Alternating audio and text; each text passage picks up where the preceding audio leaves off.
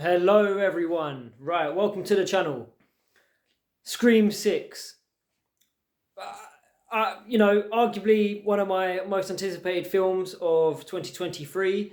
Really happy that it came so quick after Scream 2022, reminiscent of Scream 1 and the sequel in the 90s, how they were a year apart also. I don't know if there was some sort of romantic duality there, but look, they jumped straight back into it, and this time it's a Scream film, it's a slasher film in New York, in the Big Apple. We've never had that before in Scream. Wes Craven never went there. He stuck to Woodsboro, and a small town setting. But now we're in the Big Apple, and this isn't Jason Takes Manhattan, by the way. We are in New York from the very beginning. There is bloodshed. There is bloodletting from the get-go. We don't hold up from it. It is really gruesome. And the setting of New York plays so well into establishing how the plot goes from A to A to B to C. And also the kills, the elaborate kills, are used very because of its setting, it plays well for the creative kills it does. So spoilers. Evacuate now if you haven't seen it, and if you haven't seen it, I mean, it's been out in the UK for what, like 48 hours. You need to get yourself into the big screen and enjoy some Scream. Unfortunately, it's not Wes Craven anymore.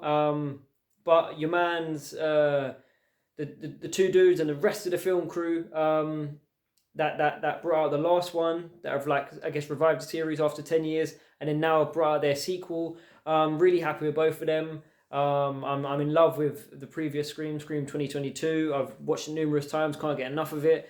And I mean, of course, I was like apprehensive going into this one because I just didn't know if it would live up to the last one, or where we would go from here. What the script would be like. I'm really on board with it. I mean, it wasn't like my favorite reveal of the killers. Maybe that's because maybe it wasn't so fun or whatnot. But it was great that we had three Ghostface killers. We've never had three before, and really, technically, there was five Ghostface in this film. I mean, the two are technicalities because they weren't. I guess, would you call Ghostface? Would you call that a legit Ghostface killer? Someone that goes after the main characters? I guess you would. So at least one of those dudes, the first dude that we saw kill Samara Weaving at the beginning, she played her role really well. Like, just, a nice, like, professor that's just trying to date and in the Big Apple, and she's all a bit nervous and whatnot, and she plays it really well. But so yeah, he actually kills someone. So I'm gonna count him as a Ghostface. So that's four. But then you get your dude that's been chopped up and hacked to pieces, the most gruesome thing we've ever seen in Scream, in the fridge. So we haven't seen him kill anyone. It doesn't sound like he's killed anyone. He was going to make his first kill like that night. He was going to kill Jenna Ortega's character. They were going to go after the Core Four. Core Four. No, I don't do all my Americanisms. I don't really. So yeah, so he was hacked up in the fridge. He hasn't killed anyone, but he was a self-proclaimed Ghostface. Okay, 5 people calling themselves Ghostface. 4 of them did actually kill people. So we're going to go for 4. Still the most we've ever seen. The reveal. It's a family. Like, so we're going off of, the writers, the people that are helming these new Scream films, they're creating this. It doesn't all have to be jointed. It's not like some sort of like other franchises that you see where they all have to connect. But this one does connect, and it connects in a way that I really like. You've got your man Richie. He was a bit of a fanatic. He was on all like your Reddits, your online pages, being possessed by this urge to sort of like become Ghostface, and then go after these new the new heroes, new protagonists. And then so now it's his family that are avenging his death. They see Samantha Carpenter's the way she killed him at the end, they want revenge. They're taking it upon themselves. I mean, okay, it gets a bit far-fetched, but what horror film doesn't, where, like, You know, they've got the detective, the man who I didn't trust from the very beginning. Once his daughter said, you know, he's followed me over to New York, and a bit creepy. I mean, yeah, you got to watch out for those lines of dialogue in slashers. So yeah, I mean, he has all this dough to go and spend on this, like, I mean, well, it's okay. He funded Richie's. This was Richie's. We didn't ever know this, but this was Richie's like shrine to Ghostface. And I mean, he's accumulated like all this evidence from every single Ghostface killer, like knives, robes, masks, memorabilia, like you know, like Stu's TV, the TV that broke him up, the Billy Loomis's like blood-soaked, blood-stained T-shirt, all kinds of things. The knife that stabbed Kirby and whatnot. I mean, yeah, okay, that's elaborate and far-fetched, but it was cool. It was a cool setting to have, you know, to have it as a setting at the end where like we're drawn into this bait and switch where we think Kirby has lured them for a split second. Look, Kirby's lured them into this place where it's lockdown. You know, like this is where the final showdown is going to take down, and we're quite apprehensive for what's going to happen to Jenna Ortega and the character Samantha Carpenter, the two sisters, and of course Chad. I was quite worried for them because you know, you really can't say who's going to die in these films.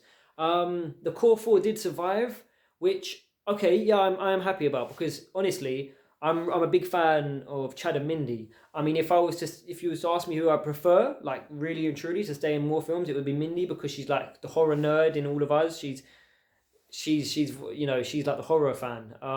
But Chad, I really like Chad, man. I think it's just he's a stand-up guy. You know, he loves his friends. He's not like those old school jock types that are like big and tough and just sort of like arrogant, and like, you know, they've got no sort of like sense of ID or like yeah, passions. So I really like him. And then like the relationship between him and Jenna Ortega is not forced. You know, if they never got together, we wouldn't sort of be like you know, waning for that to happen. So I like that it wasn't forced and it came naturally, and I enjoyed those sort of like sentimental moments. And then like, so it really hurt when Chad was stabbed multiple times by two Ghostface killers, if I remember rightly. And yeah, that was brutal.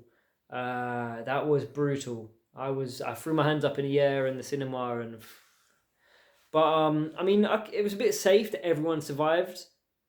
It is a bit safe. I mean, Wes Craven may have been more cruel. Yeah, he would have been more cruel actually. Look at Randy. Yeah, so they all survived. Mindy, I think the actor behind Mindy, she's terrific. She's really good, and I think she really like gets into the role. She really wants to show herself as an actor in that role. Even she survived. Kirby, we got Kirby back. It was nice. They done the. I mean, there was a sort of like the soundtrack to the score for when Kirby returned. They sort of, because they know fans really like her, they sort of made it sort of like somber and romantic. I mean, I didn't really feel that. I just think, yeah, bring her back. Like, we don't have to like put it on a pedestal. But I really like her. And I like the bait and switch they did with like making you think, oh my god, is she really unhinged? But no. And we'll see her again later in the franchise. Not sure about Sydney. Courtney Cox. She survived. Yeah, I mean, there were so many survivors. That is lame, you know. That's soft. That's soft, man. You gotta go hard. I'm scared to say you gotta go harder, but I mean, seeing chat, yeah. I mean, you gotta go harder though, because that we need more chase scenes. You know, back in the day, the slashers were all about chase scenes, giallos, American slashers, all about the chase scenes. We don't get many of them in recent years. So the chase scene with Courtney Cox was pretty cool, really good. You know, great lines of dialogue by Courtney. Like, she's a veteran now, in this universe. So like, she knows what she's doing. But even like, obviously, I'm not sure which Ghostface it was. Whether it was like but anyway, it wasn't like the most adequate Ghostface. He wasn't stumbling around like old school Ghostface would be, but like, or she. But yeah, they weren't up to the job of really butchering Courtney, like, you know, like the previous, like Richie would have done to Dewey. But yeah, great chase sequence. Yeah, I mean, it was funny. Like, I didn't really watch many of the trailers, but I did sort of see glimpses of the fact that like there was a ghost face with a shotgun in a bodega. That's a like American equivalent of like a a corner shop, shop on the high street for your groceries. And I laughed and I sort of said to myself, fans shouldn't be so entitled. You shouldn't think this is like some Richie talk from you guys. So, if you demand too much from films, when you watch them, you're of course you're going to be disappointed because you're taking so much into that film that you're not writing them. Go and write the film and go and become a film maker, and you maybe have more sway. At least these films are really good. They're not bad. They're really well made as well. And I do like the way they're going. So yeah, and I really enjoyed that. That was like Samantha and Jenna Ortega's character, Tara. Um, they were being chased around by the dude, and it was inadvertently, like, just so happened, the Ghostface picked up a shotgun from the shop owner, and that would make sense because I imagine that a lot of shop owners in the US would have firearms. So it just, a moment of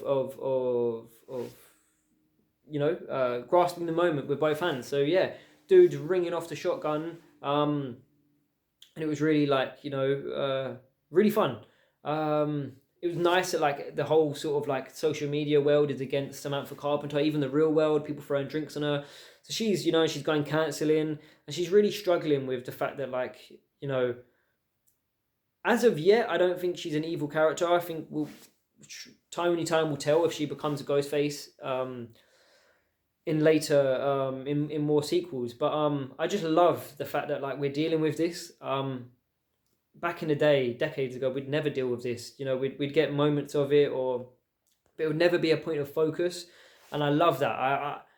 One of my favorite things that I'd like to see more in horror films is like there's good and evil in all of us. So the fact that Samantha, I mean, perhaps she would go then too far of like enjoying killing.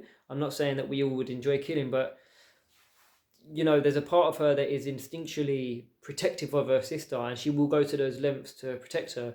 And having those like the ghost image of Billy Loomis, her father, obviously that's not real. That everything that he says is her in her thoughts. You have to take that into consideration. It's just a visual medium, but that's all in her thoughts.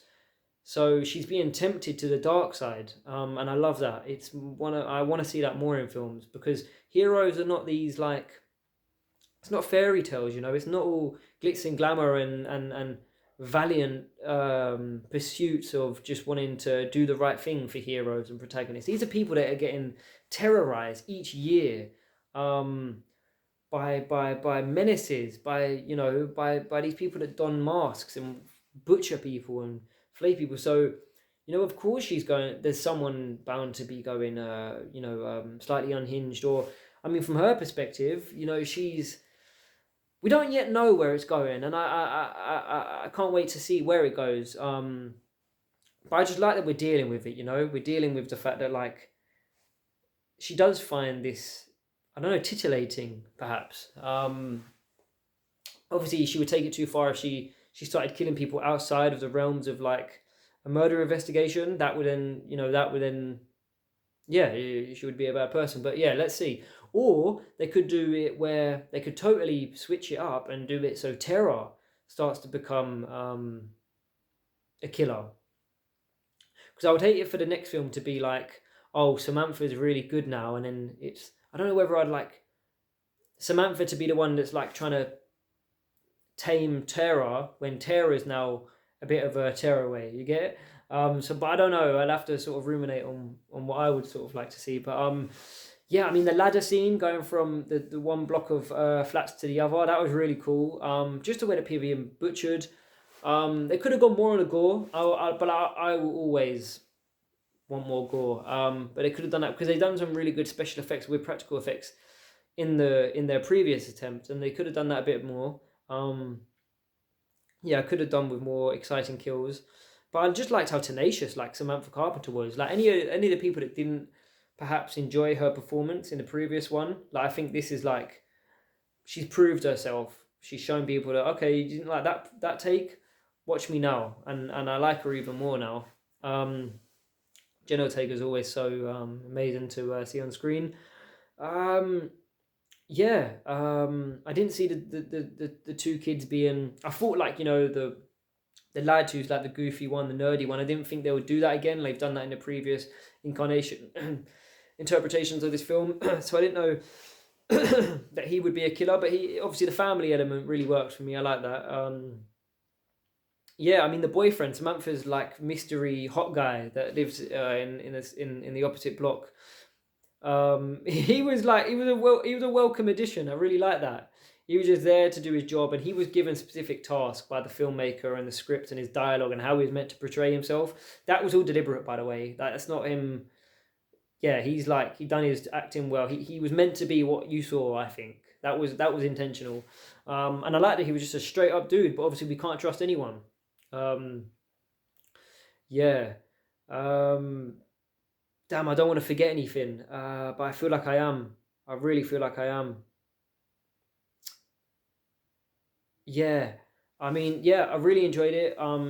Having Scream in the big city was great, and oh, that's it, right? Yeah. So Mindy, the train sequence, they're on the train, the subway.